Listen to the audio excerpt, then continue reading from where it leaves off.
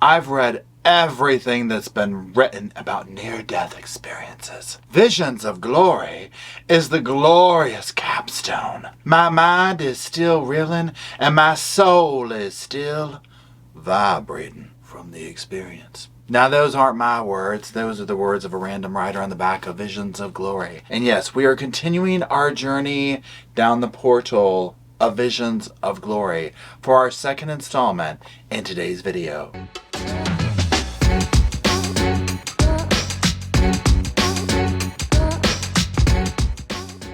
Hello, Sofa Squad, and welcome back to the sofa and the bookshelf behind it. This is the Sofa Squad. This is Reporting Live from Our Sofa, and this is our little book and film club podcast. We're going to continue down the rabbit hole of Visions of Glory. This is the second installment of it. We did part one last time and basically got into the first little bit of it. We covered the book, about the author and whatnot. So again, Visions of Glory is a book that has been very touted and very, talked about in the circles of people like Jody Hildebrandt, Chad Daybell, Lori Daybell, people like that. So I'm reading this in the context of finding out what's the chokehold for, you know what I'm saying? And through the lens of that. So this is not some analytical book reading. There's lots of channels who do that. This is not some, I'm a scholar of LDS or whatever and I can speak on it. None of that, right? We are looking at this just through the lens of what did they see in this. So the first part of it, really, I haven't seen anything overly alarming. I can see the origins of how Chad would get, some big boy pants on and think he's this and that from reading this, but there's that. Now, if you haven't watched part one, you're going to need to go back and watch part one before you listen to this, because it's mostly establishing, we're laying the foundation. Okay, we're laying the foundation. But I will quickly read the little thing here and then we'll get into it. So it says, Visions of Glory recounts the amazing near-death experience and subsequent visions of Spencer, as told to author John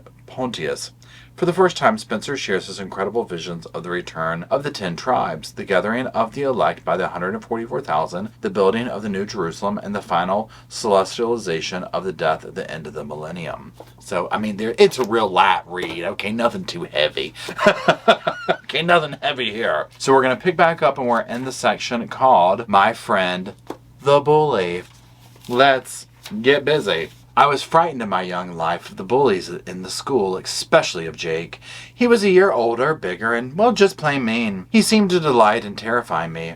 At least once a week, Jake hit me or did something aggressive and mean to me. I went home with many bruises and black eyes because of him. Those were the days when adults figured it was best for boys to work out their problems and learn to stand up for themselves. So my mother and grandparents urged me to learn to defend myself rather than interfering in my life. I finally got up the courage in 5th grade to fight back. In my life rehearsal, I watched that day. I also saw my newfound courage from his perspective, which included the horrible abuse that he was receiving from his father. When I stood up to Jake and hit him back, it totally changed his thinking about his world. I saw that he felt powerless and victimized himself. My little act of courage showed him that he was not. He would never bully me or anyone else again. He was changed by that experience. He became my friend because I had unknowingly given him the key to his own freedom from tyranny. Our new friendship allowed Jake to resolve his own relationship struggles with his father. He was emboldened to stand up to his father because of my action. Just as Jake stopped bullying me, his father stopped abusing him when Jake refused to submit, and his dad actually left shortly after that. Seeing the impact that my friendship had upon him was a revelation to me. I had never suspected that there was any motivation for his bullying except meanness. After the vision, I understood why he had taken his frustration out on me and others. From my life rehearsal, I learned that this was all divinely engineered and that we both needed this close relationship, and it had to start with his bullying me in order to heal him. I saw that I had agreed to all of this prior to our birth. Our divinely ordained friendship had a lasting impact in his healing and his relationship with his family, and upon me. I could not have learned these things without him. What I learned by seeing all of this was that Our relationship was engineered by God and had a significant impact upon both of us. We both changed. I quit being afraid of bullies and of life in general. Not only did my actions begin the healing of his abuse, but his part in my life began my healing as well. I realized that fear was not necessary and that I could stand up for myself and actually make friends because of my courage. That realization still influences me today. Our relationship was ordained and engineered by God to save us both. In my thinking today, it was well worth the few bruises it cost me.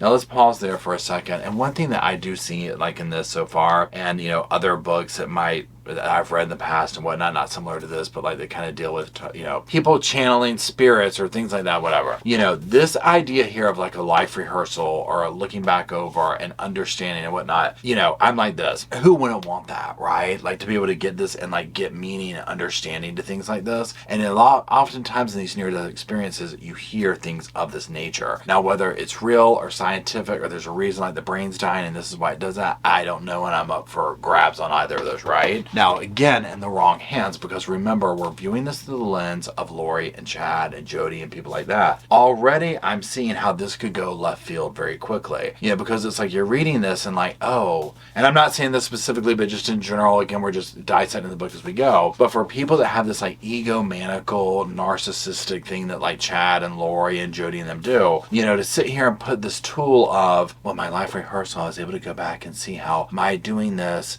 taught this bully this lesson, and so on and so forth. So imagine sitting here, and if you had the ego to be like, well, no, I'm teaching this person this because, I've seen in the spirit world that it's going to do blank for them, which is kind of what we see with people like Jody, Ruby, Chad, Lori, like they think that they're the saviors, right? So you can see how the beginnings of this and just the beginning of the book, I've seen enough of this where I'm like, oh yeah, I can see how these egomaniacs would run with this stuff. Okay, let's keep going. The last thing we did before Jake graduated and moved away was to perform in the musical Oklahoma. He played Judd and I played Curly. In the musical, Judd and Curly are both in love with Lori. Curly confronts Judd about his bullying and they become friends of sorts.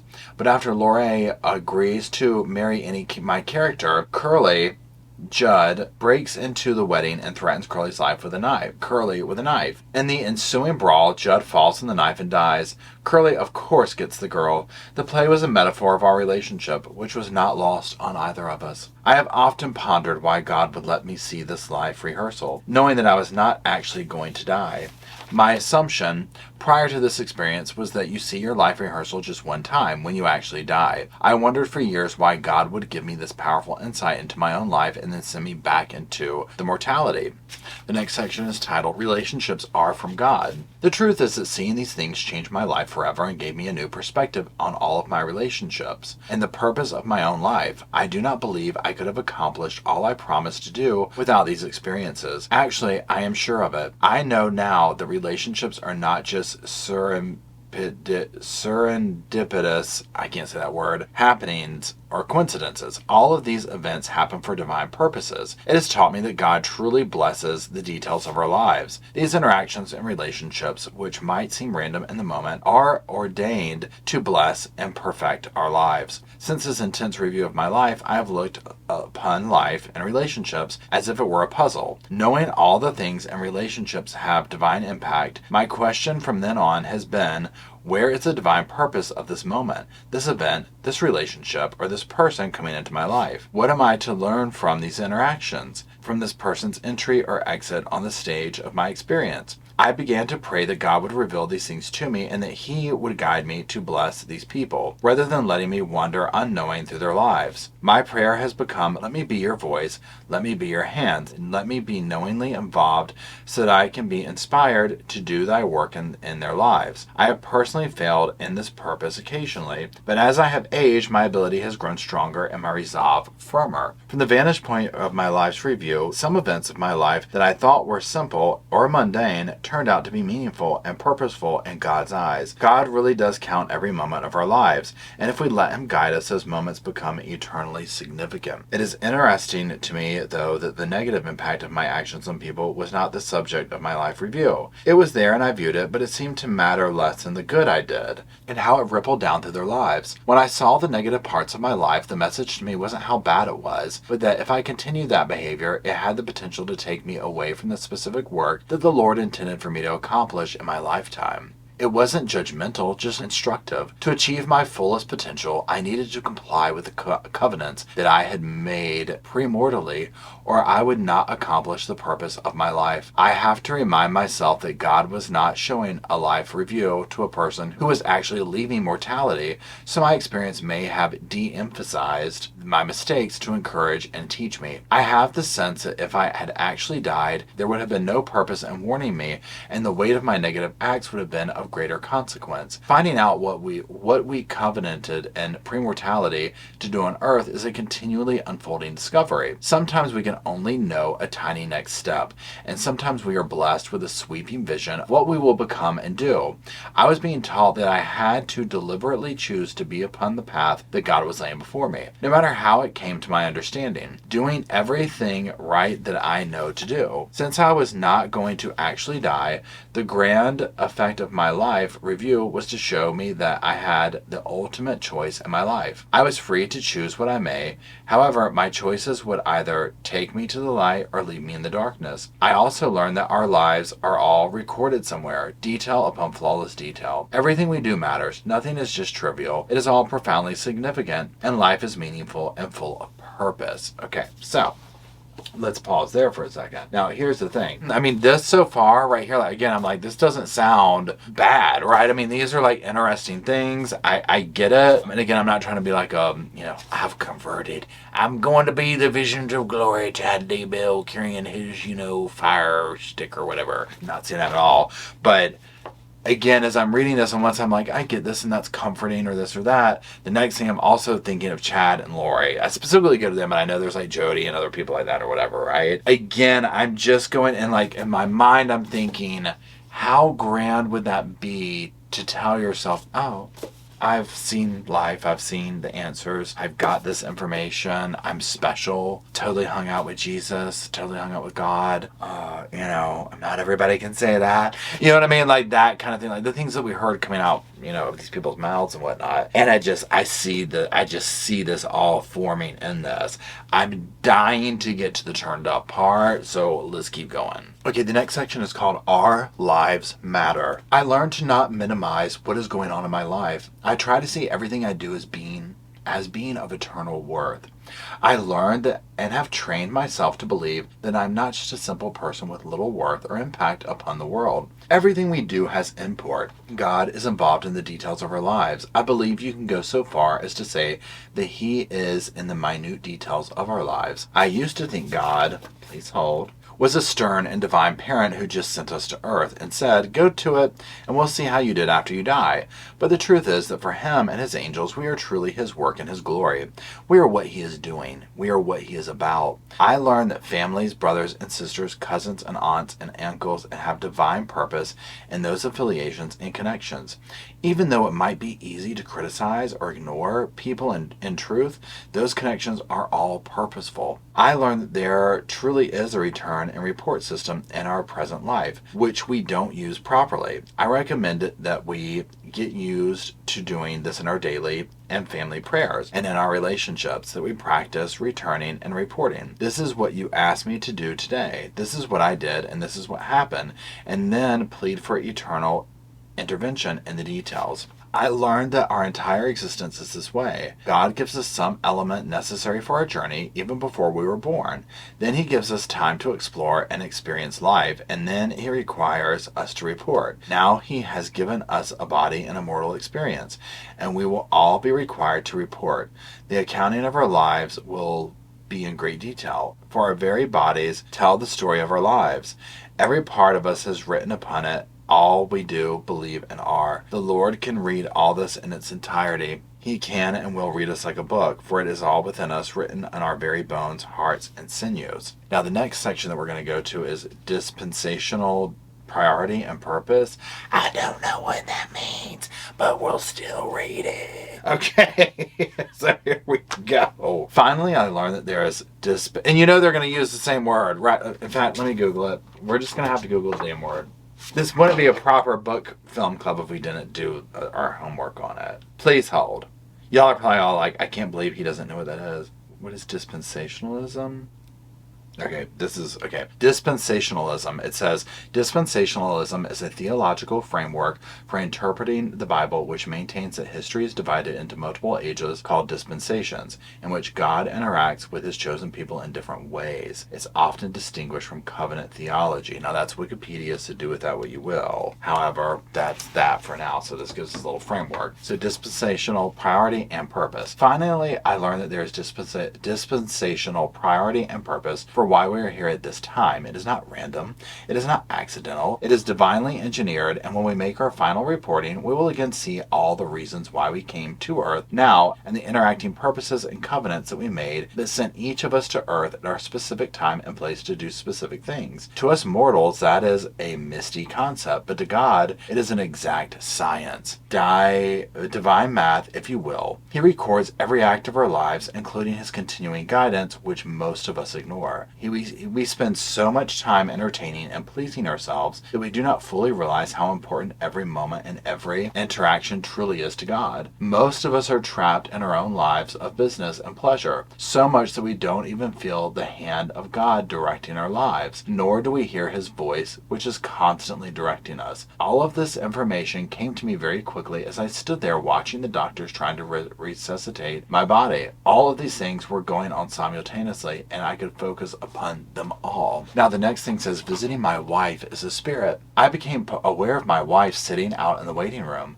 She had been reading a magazine at the moment the PA system began blaring, "Code Blue, Code Blue." Lynn began to worry about me, fearing that it was me that was in trouble. I knew that she was worried in the same way I knew everything about the nurses and doctors. I wished to be near her, and I was instantly standing beside her. I apparently moved at the speed of thought. I don't recall walking or moving through the walls. I was just there. My complete attention went to her, though doing so did not diminish my understanding or complete attention to what was still happening around my body. I knew I had come through 2 walls to be in the waiting room with her, but I did not experience passing through them. I found myself standing right next to her. I could tell everything about her. I knew exactly what she was feeling and thinking. I knew what she had been reading in the magazine. She had just placed on her lap. She was concerned and wishing someone would come tell her that I was okay, that I was not the one having the cardiac arrest. I thought, here I am, I'm dead and out of my body, and I can't even communicate with you. I felt empathetic for her fear and pain, but it struck me as a dilemma, even a bit funny.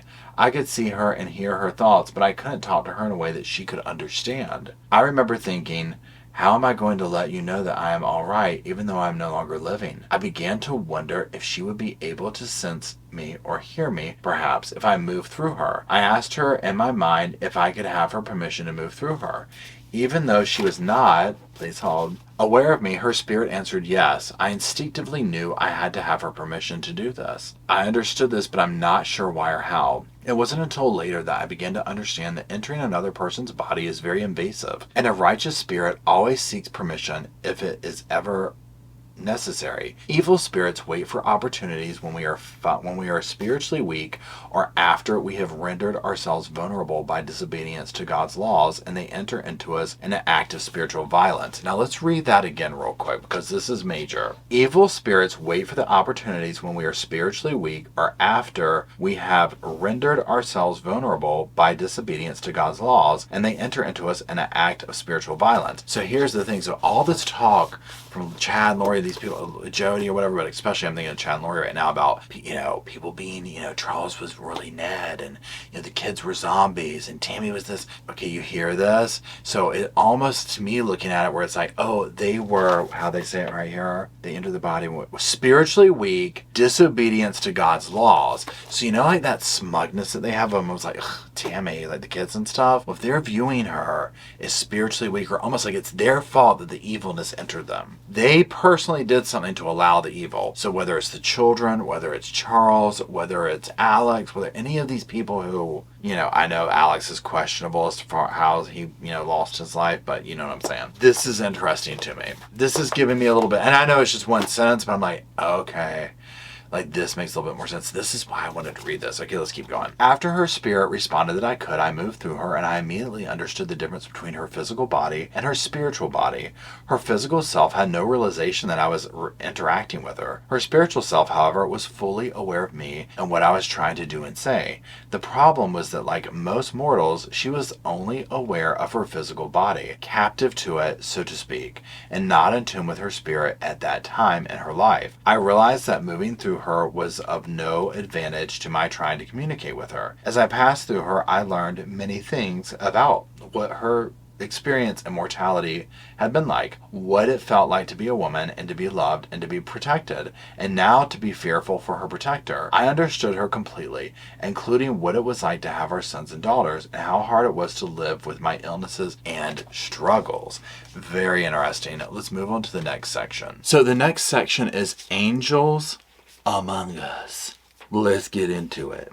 Lynn was sitting in a crowded waiting room. After I passed through her to no effect, I began looking around the room. I could see that there were many spirit persons in the room along with the mortals that were there. I just got a vision of the Beetlejuice scene where they're in the waiting room. Remember that? Anyway, sorry. The mortals looked really different from the spirit people. Mortals are solid looking and appear to be completely unaware of anything spiritual going on around them, almost rendering them unintelligent looking. I can literally hear Chad and Lori latching onto this, like, yeah.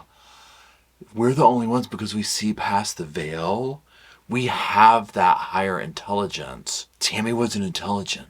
She didn't get it. You know what I'm saying? Like, we're looking through the lens of that. So these little snippets like that, I don't know. Anyways, I'm probably being petty. Let's keep going. Okay, so spirit people are semi-transparent. I could see through them to some extent, and they seemed to be aware of me and of the other spirits in the room. Some were not happy that I could see them, but nonetheless continued interacting with mortals and other spirits as they went about their purposes. All of the spirit people I saw were surrounding mortals, observing them or trying to gain their attention so they could influence them in some way. There were other spirits walking in and out of the waiting room. I could see them and they could see me. They sometimes acknowledged my presence or walked around me instead of through me. There were spirits there who did not realize yet that they were dead, or they refused to accept it. These were quite peculiar to me, for they tried their best to act like a mortal, even though it was clear to me and every other spirit present that they were dead. I could understand why they didn't know they were dead. Being dead and being a disembodied spirit is a real existence.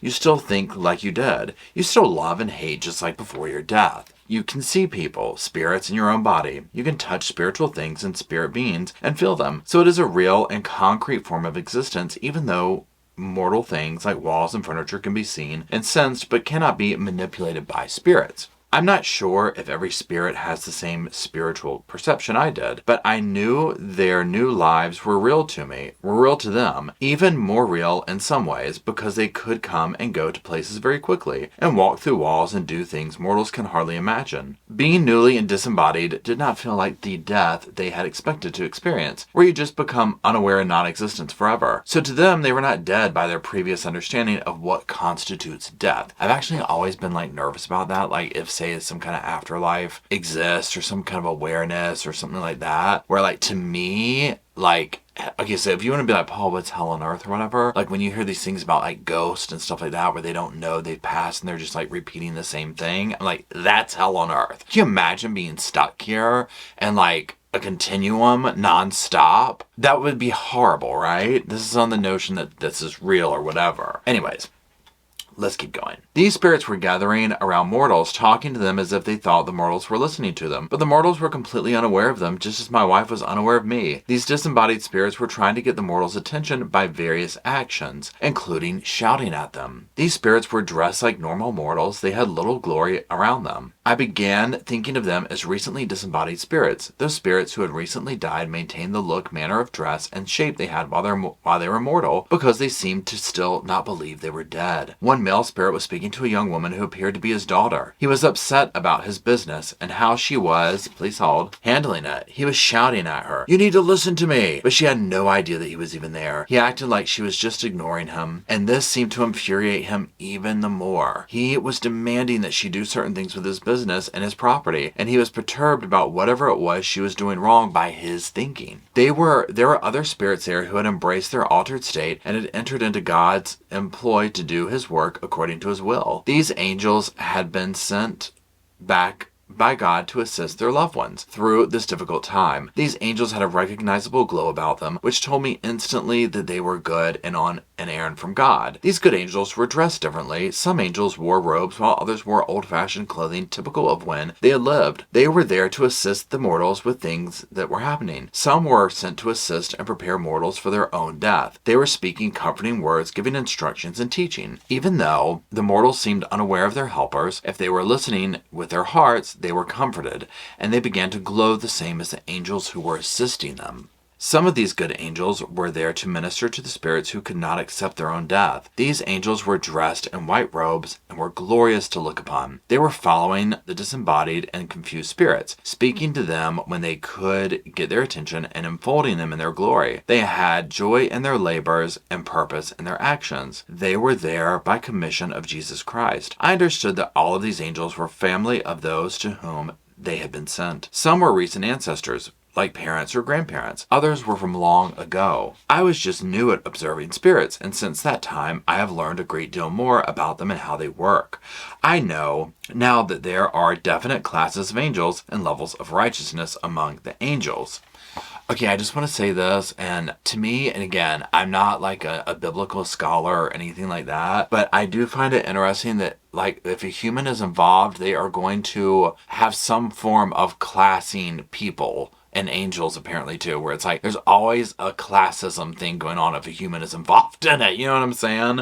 Now you could be like, well, Paul, the Bible does this or whatever, and this could be legitimate, right? But I'm just talking from somebody who's ignorant to those teachings and whatnot, where I'm just like, my God, whether it's a Louis Vuitton purse or what kind of car you drive, what kind of angel you are, it just seems to be the same thing, right? Okay, let's keep going. This is visible to the eye when one is familiar with spirit beings. Just as I could tell everything about the doctors and nurses who were working on my body, I could tell everything about each of these spirits. That is how I knew they were family members. I learned that once you are born, your spirit takes the shape of the body it is born into and honors that shape because it was given to them by God. Even though they can change shape or appearance, if God desires it, they always return to their natural shape, which is the shape of their former bodies. I also learned that the greater angels, those with more glory and greater power, can withhold their identity so that someone like me with little experience could not know what their mission was, who they were, or anything about their history. I met a few of these greater angels in the waiting room as they were administering to their charges. There were also evil spirits in the room. They were there to tempt mortals, disrupt the work of the angels, and to cause any harm they could. They delighted in their mischief. These spirits had no light about them at all, but seemed to emanate darkness. These evil spirits were not readable to me. I knew some things about them, but not their identity or history. They gave me a bad feeling even to look at them. They seemed to be able to change their shape to morph into some other shape if they desired. I realized that a spirit who has never seen or never been mortal has no definite spiritual shape. I saw some of these evil spirits appear as a child, other as a man in a business suit, or a beautiful young woman. It became evident to me that the unborn spirits could choose their shape just as Satan did in the Garden of Eden by appearing in the shape of a snake. This was the first time I realized that spirits who would never receive a physical body had the ability to appear any way they choose. They could take on the appearance of a living individual if it helped them deceive or to fulfill their assignments. They could appear in an image of a grandfather, a dead prophet, or someone's wife if it helped in their deception. Okay, so now let's pause again right here. So you're seeing, and I'm not saying the origins, but I mean, this sounds familiar, right? I mean, Charles, Ned, the children zombies, Tammy, you know, all this stuff with Lori and Chad, right? You're starting to see this come out and whatnot in this book. Again, we're reading this in the context of why does it have a chokehold on them? Like, what is it? So these little things are coming out here. Now, again, right now, it doesn't sound like something completely out there because we're already talking about past life and, you know, basically continuing on and going to visit your spouse in the waiting room after you've died. So this is not completely out there yet, but the origins are there. And I would almost want to argue that whatever the extremism is, because I think this book gets more turned up as you get into it. That's my understanding, but we'll see and we'll be the judge of that. But almost like anything, like in a cult or something like that, where the door is open with normalcy of, look, this is just a church. We get together a few times a week. Well, heck, maybe more because we like each other so much. Can I get amen? And then the weirdness starts. You know what I'm saying? So here we go. This is kind of normal afterlife, near death, this type stuff. And now we're talking a little bit about evil spirits. Not so crazy, you know, because you're like, yeah, that person that checked me out at the grocery store was pretty nasty. I bet they might have had an evil spirit. You know what I'm saying? So anyways, let's keep going. They are out to do great harm as much as they can, and they did not like it that I could see them. Most of the evil spirits were there on assignment. They were trying to create fear, confusion, and distress. Anything that kept them mortal, they were assigned to from hearing the messages from the angels of light who were also there. Not only did they speak to the mortals to afflict them, but they laughed and mocked them and delighted in their pain and fear. If they could have convinced another mortal to stand up and torture or torment their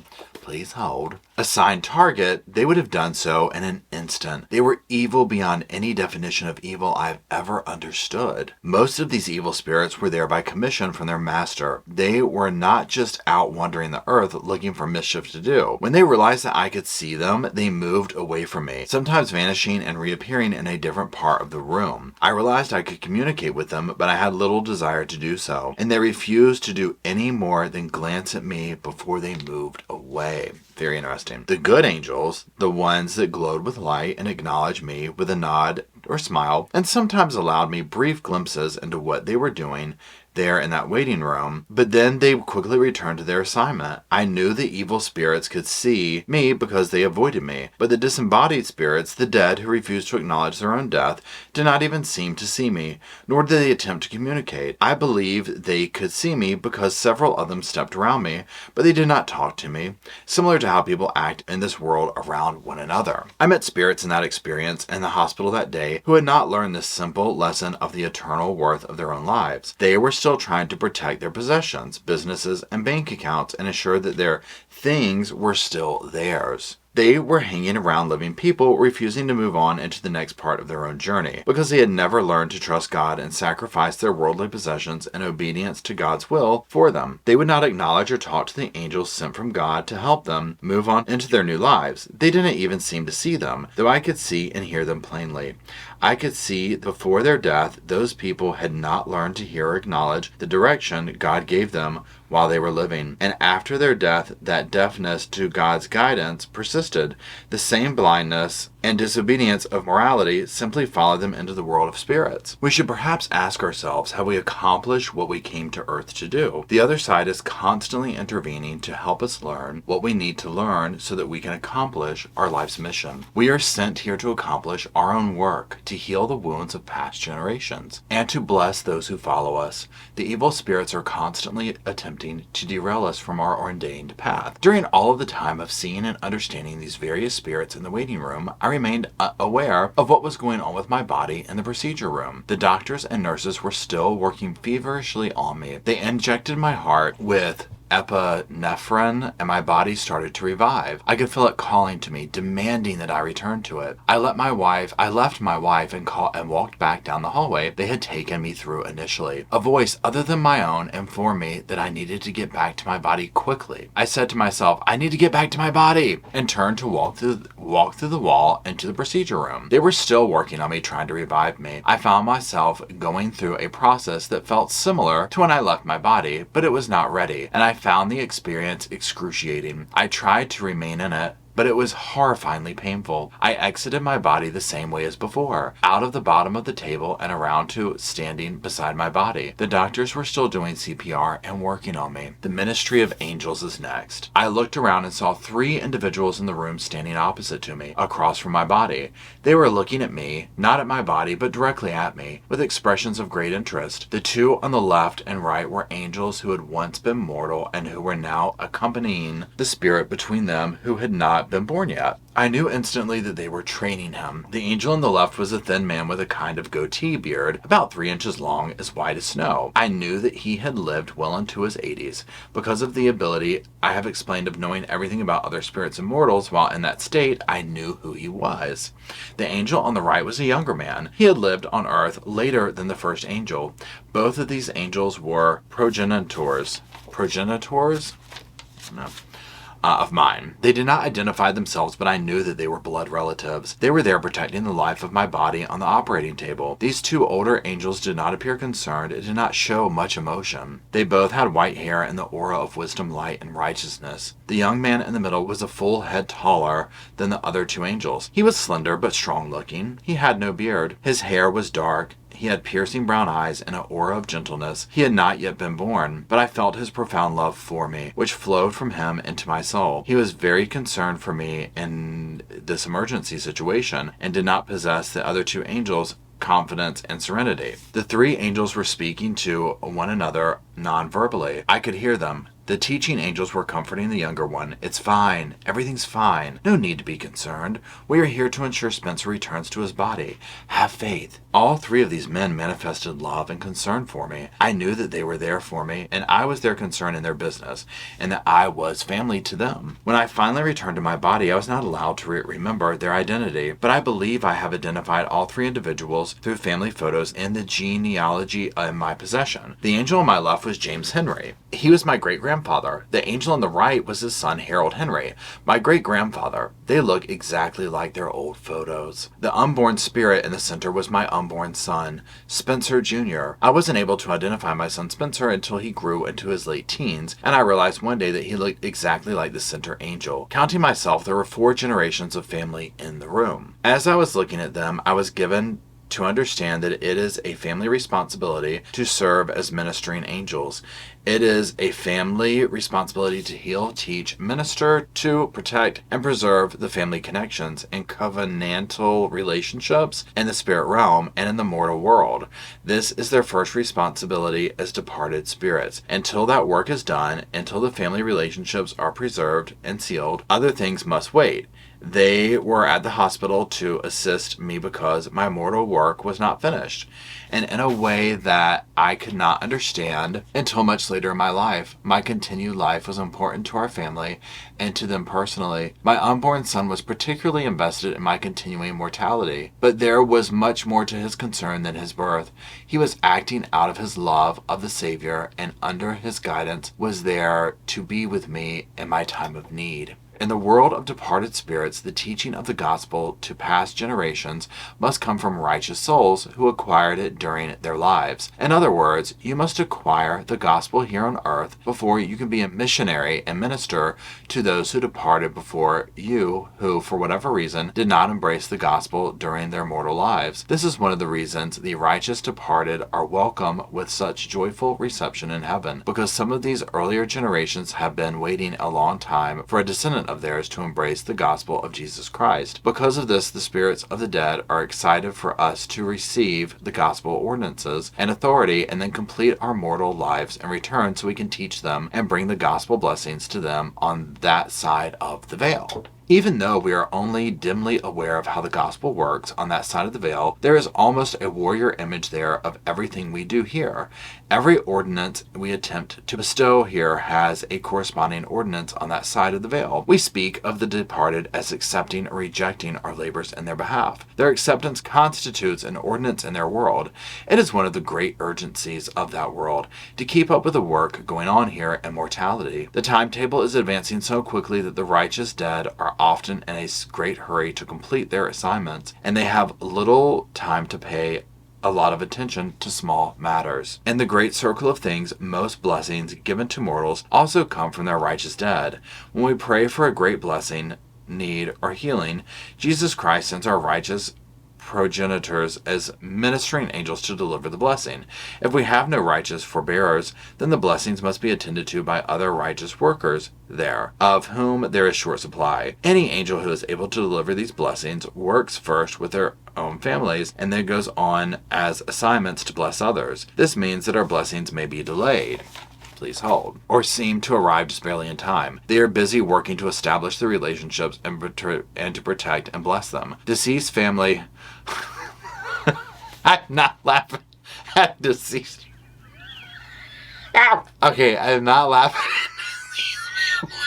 Okay, y'all, this is literally the intrusive thought I just had. Oh my gosh, I'm sorry. Ow, I can't. Someone help me. Okay. The whole time I've been reading the last paragraph and talking about the blessings and all this kind of stuff, all I can think about is that phone call with Lori and Chad on the phone doing the blessing for Alex, and Lori in the background going, and Chad weeping. Yeah. I mean, and then reading this about the blessings, and I'm like, they legit thought that they were angels on earth, okay? Like, reading this, I'm like, oh, no wonder they were so weepy and cry. I mean, they were like, we've come down. Like, we are cleaning house here, y'all. And I just keep thinking back, and Chad whining and crying through that whole thing makes you damn sick to your stomach. Oh my God. So There we go. I'm sorry. But that's literally all that's going through my mind. I can't help it. I'm sorry. Let's keep going. Deceased family are watching and waiting and guiding us into fulfilling our righteous mortal duties so that we can return and teach and bless them. I also learned that it is a great blessing to have been born into a family where those who have died before were righteous, powerful men and women, sealed in the covenant relationships generation after generation. They have greater power to bless and guide mortals. I was told to try to go back into my body. I'm not sure if it was the three angels who instructed this or my own thinking, but I rose up and tried again and found myself rejected in a tremendously painful way. I am quite sure that if spirit bodies could be injured, that experience would have done me great harm. As it was, I was unharmed and had no lingering pain except for the memory of it. Again, I found myself standing beside the procedure table, looking down at my body. So the next section is the power of the fall. One of the most profound realizations I had in this experience was to see the difference between my spirit body and that sick body lying there on the table. This was the first time that I had experienced the juxtaposition between my spiritual self and that mortal self. I was aware of the growth that my mortal body was lacking in order to reach the potential of my spirit self. My spirit was eternal, intelligent, perceptive, and powerful. My body was broken, subject to death, mentally slow compared to my spirit, unaware of almost everything spiritual and weak in every possible way. It was then that I began to realize how far we as mortals have fallen. I learned that we were different from how we were before the fall. Looking down on my body, I knew everything about it, how much time it needed and how much growth and exposure to truth it needed in order to be finished or completed, to be able to receive all that Father had prepared for it to receive. That was quite clear to me. I understood all the changes my body needed to experience to become fit to return to the presence of the Father. And it seemed almost possible to accomplish everything in the short duration of mortality. The first experience out of my body created the recollection and refreshed my memory of who I was and who I might become through obedient choices. I then made a commitment, a covenant you could call it, between myself as a spirit and my body, or that I would do everything that I had to do to allow my body to receive every change and upgrade and sanctification it needed in order to return to Father with me inside it. While just in my spirit I was pure, complete, knowledgeable, and I knew exactly who I was and where I came from. My spirit was in the image of God, and I knew this clearly. A spirit does not have a complete veil of forgetfulness when it is liberated from the body. I knew that I came from the Father and had the full potential to become like the Father. When I was in my spirit self, I was all of these things, and there was no question or uncertainty about anything. My spirit self only wanted to do the will of God and nothing else. But in the body, I was handicapped by spiritual blindness and moral weakness, and I was blinded by the screaming demands of the flesh. I was full of questions, uncertainty, pride, corruption, self-will, and desires for evil. Worst of all, I could remember nothing of my prior life with Father. I didn't even have a clue who I really was. The contradiction between my two identities was overwhelming and paralyzing. I understood that this disparity was all a result of the fall of the man, and that I had to overcome those things by obedience to Christ's gospel and laws. In the next experience out of body, which I will tell about later in this book, I saw all the sorrows and trials and struggles I needed to go through to refine that mortal body in order to actually arrive at the state I had just promised I would achieve. In all honesty, after seeing all the trials I would go through, I couldn't see how I would ever make it. My ego was washed away because I immediately knew I couldn't do it in any way except by the full and unending grace of Christ.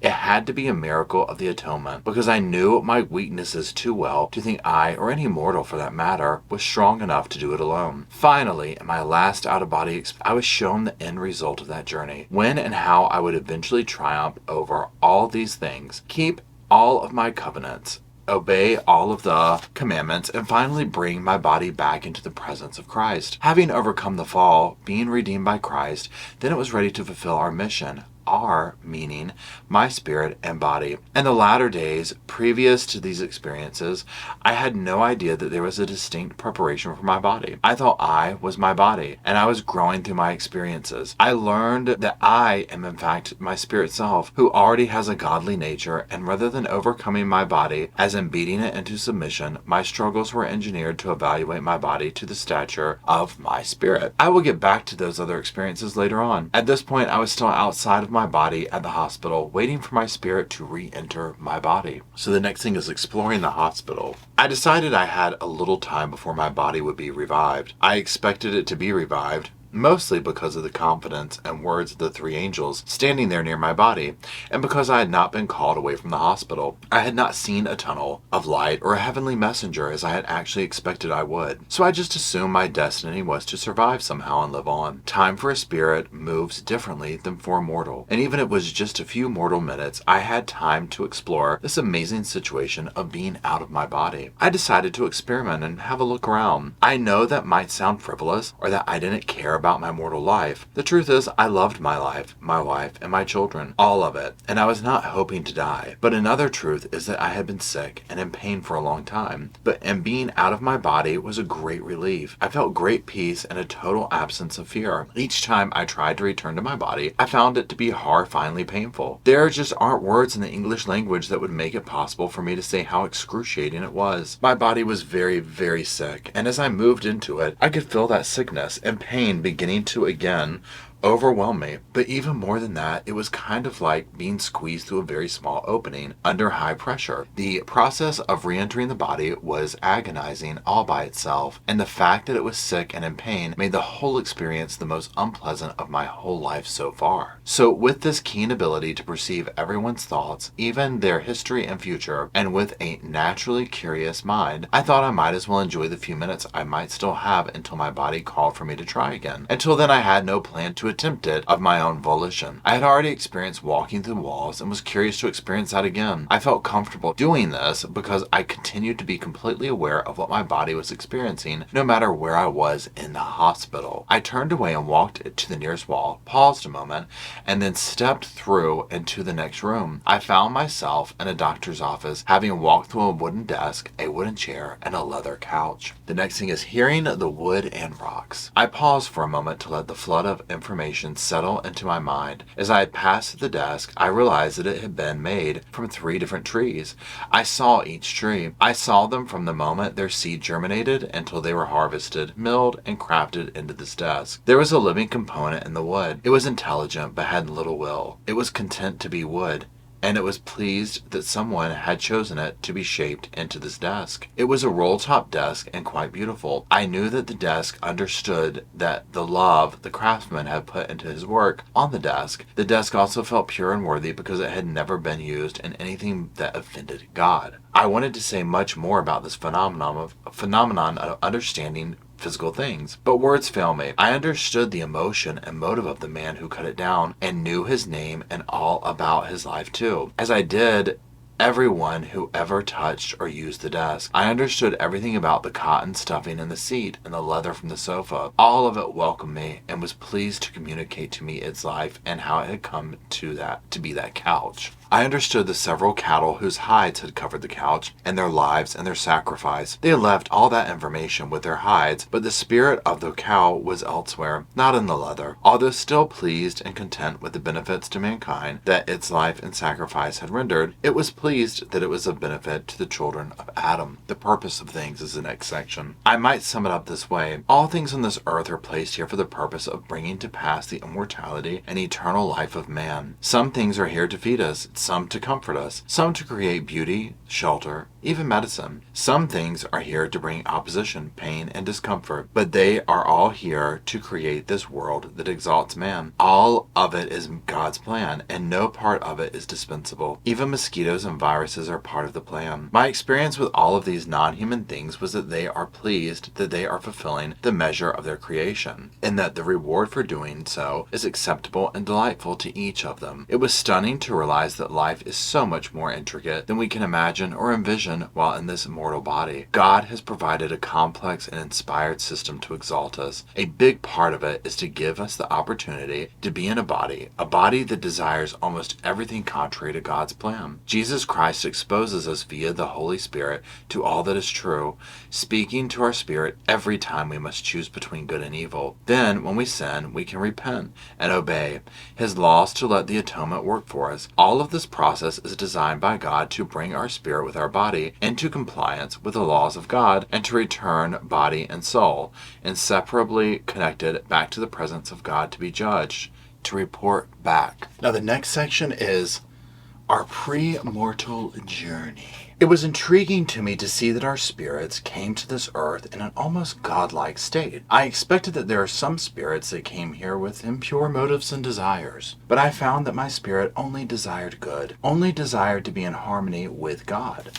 It was my body that was the slave of mortality, desiring things which were contrary to God's plan for me. When my spirit was placed in my body at birth, and it lost all of its memories of my long and good life before birth, it fell, or became subject to the fall of man when it entered my body. The big part of the purpose of mortality is to be cut off from God, thereby being forced to learn to listen to the voice of Christ and to overcome our body's mortal pull. In the same process, we are also learning to perfect it, to teach it perfect obedience to the will of Christ, and in doing so to overcome the world and the fall. To me, one so inexperienced in the deep and divine things of the spiritual world, all of this was delicious to me. I was thrilled to experience these things and felt love coming from everything I touched, even the rocks, leather, and wood. I delighted in the love I felt flowing from myself back into them. It seemed that everything that had been created by God had its story and was pleased that I had been able to hear them. I only heard contentment and praise of God from these things. I found that man-made things like steel and plastic were harder to walk through and had no voice.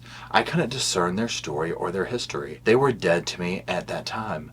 I learned later that they were a part of the living earth, but did not learn until much later how to experience the earth. I simply was not ready for it at that time and was hardly prepared when it happened far into the millennium. Communicating with a piece of wood is kind of like having a puppy step on your toe, wagging its tail, welcoming you with its cute little soul and lovable personality. Talking with the earth is like having a planet land on your body, bearing the weight of a great intelligence, of a perfect knowledge and flawless memory of all good and evil that has existed on her face, and of the cries of righteous blood sounding up through the centuries for injustice, of immense sadness, godlike patience, and the most joyous rejoicing and final deliverance. It is to stand face to face with a living, brilliantly intelligent being the size of a planet who is both loving and angry, anxious and patient. Having been true and faithful in all things, it is not something one can prepare for without great spiritual experience and divine preparation. I was interested in rocks and natural stonework, whose voice was ancient, predating the formation of the earth. It remembered its creation and luxuriated and rejoiced in being beautiful and useful to man. I found that I liked rocks, that all magnified Christ. I liked their company and sense of timeless patience and eternal worship of Christ. Now consider if I could enjoy rocks whose intelligence and agency is so limited and less divine, how much more profound and glorious are human beings, who are so much more than rocks, yet we don't value them except for what they might do for us. Every person you meet has been alive forever. They predate earthly creation and are gods in infancy. Yet we see them as clerks, doctors, friends, family, or even enemies as a source of our trials, but we seldom see them as they are, potential gods. I saw this as a tremendous impediment to our own growth. It speaks to how far we've fallen, because not so long ago in the eternal scope of things, when we understood the plan far more clearly, and we understood the worth of every soul, we were becoming gods with a small g, ourselves. In this life, in a mortal body that knows nothing of his plan for us, we resist God. What is his plan? It is to bring to pass the immortality and eternal life of man. So everything we experience is designed to bring us further along that journey. Through this out-of-body experience, all of this information was infused into my spirit. Since then, the veil is thinner for me in some aspects. Okay, now this part right here, where he's talking about the veil is thinner, this part about, talking about the spirit, entering into the body and the fall of man.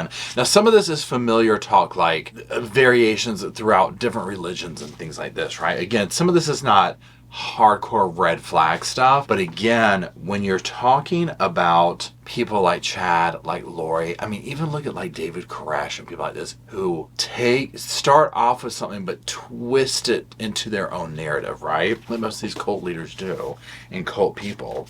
And so I can see this whole thing about, I got all this information, the veil is thin, this and that. I can read, just reading this little bit so far, Chad read this and was just green with envy, right? He couldn't wait to get home and write his little book, based on a true story. I can tell you that much. Let's keep going. I can not only remember what God has shown and taught me in vision, but I have his revelatory voice to teach me every moment of my life, just as every mortal does, through the light of Christ and the voice of the Holy Spirit. Having both perspectives on the works of God has thinned the veil in many ways. While I was walking through the hospital, I met other mortals. Some were workers, others were doctors and nurses. I didn't see many patients, as I seemed to be in an administrative section of the hospital. Each of these mortals' lives were completely transparent to me, as if their very being, their every secret and truth and lie was being broadcast by themselves to the whole world. For me, it was all revealed, and all of it was visible to me. I found it oppressive because I could see the trouble they had created for themselves. I could see every mistake, as well as every good act they had done. I felt deep sadness for most of them, and could hardly stand to meet another person after a while. I found that it was much more pleasant to experience wood and rocks than humans. I was intrigued by their intricate history, which each of them showed to me in an instant when I touched them. I was drawn to their positive vibe and eternal makeup. A cry for justice. I found a few items in the hospital that were saddened by how they had been used by their owners. A few things had been used in crimes or for violent or immoral purposes, and their voice included a cry for redemption and justice. It was not a thrill or piercing or unpleasant sound, but it was unending and carried the vivid details of the injustice. I knew that the object itself was not diminished or condemned, but it waited with patient expectation for the day of redemption. I walked through a wall and into a nice office. It was more nicely furnished than the others, with beautiful pictures on the walls and ornate wooden furniture. I considered going out of the door to see whose office this was, but as I walked through a desk, I was stunned by what I felt. It was a longing for redemption.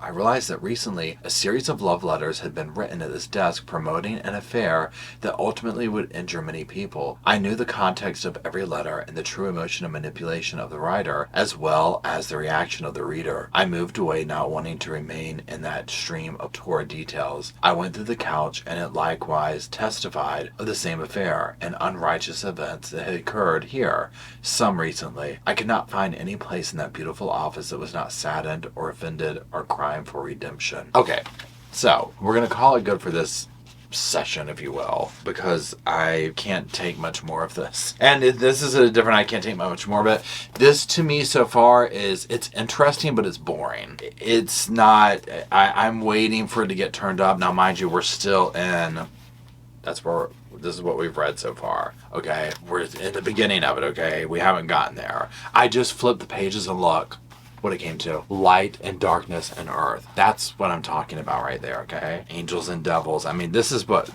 I get that the book is being set up. I can already see, like I've stopped and said along the way, if you put somebody like Chad or Lori or Alex, these people that are basically unbalanced, and you put that book in their hand, oh, they're going to have some opinions and they're going to start narrating it to their own. Yeah, I went to the Vale, yep, last Tuesday. Mm-hmm. Saw right through it. Yep, sure did. Mm-hmm. Got the tea on all you MFers, okay? All of y'all. You know what I'm saying? So I can see how, and that, so if this is what we're seeing now, well, what does it say in the angels and demons section in the light and darkness? You see what I'm saying? That's the part I want to get to, but we got to kind of, this is like we got to work our way into it. Now, again, theologically speaking, I don't know anything about the religions in that manner and whatnot. So again, we're just reading it to see what's the chokehold on Chad and Lori and that whole crowd. So anyways, that is it. Let me know what you think so far. And that's it. So there you go. Thank you for joining in. Thank you for listening. If you're still here, I do greatly appreciate it. And until next week or next whenever, when we have our next installment of this, I'll see y'all soon. I just wanted to say thank you again for watching the whole video, and also thank you for being part of the Sofa Squad. Special thanks to all the Patreon members, channel members from both of my channels, everybody who likes, shares, subscribes, comments in the comment sections. It helps the channel out so much. Now, don't forget, I do have that other channel, the podcast channel. That's where we go live, we hang out, we talk. We have kind of sort of a schedule, but just be sure and check it out. I'll put it up here on the screen. Also, if you're looking for merch, be sure to check out my Teespring store. I'll put that up here. And then, like I said in the beginning of the video, if you want to follow me and Roscoe on the Instagram, go on, check it out. It's right here on the screen again. But once again, thank you very much. I really appreciate you being part of the Sofa Squad, and I'll see you in the next video.